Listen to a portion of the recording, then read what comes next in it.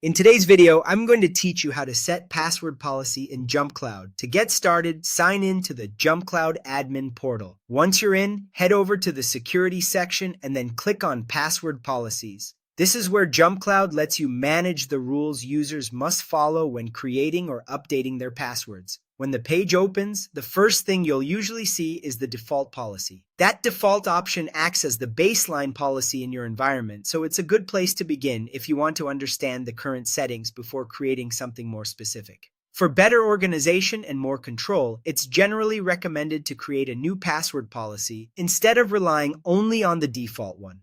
To do that, click the New button. You'll then be asked to enter a policy name. Choose something clear and descriptive so it's easy to recognize later, especially if you plan to create multiple policies for different teams. You can also add a description if you want. This part is optional, but it can be very helpful for documenting the purpose of the policy and making administration easier over time. After that, assign the policy to the user groups that should follow it.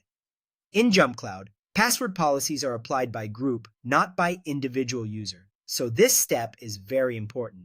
Select the groups that match the people you want this policy to affect, such as internal departments or leadership teams. Using groups helps you keep password standards consistent across similar users and makes future updates much easier because you can adjust one policy instead of managing users one by one. Next, configure the password rules for the policy. This is where you define the actual security requirements that users must meet. Depending on your organization's needs, these settings may include things like password length, complexity, expiration behavior, or other restrictions available in the policy options. Take your time here and make sure the rules balance security with usability. A policy that's too weak may not protect accounts well enough, but one that's too strict can lead to frustration or more password reset requests. Once you've finished reviewing the settings, save the policy by clicking Save. After that, the policy will be available and applied according to the groups you selected.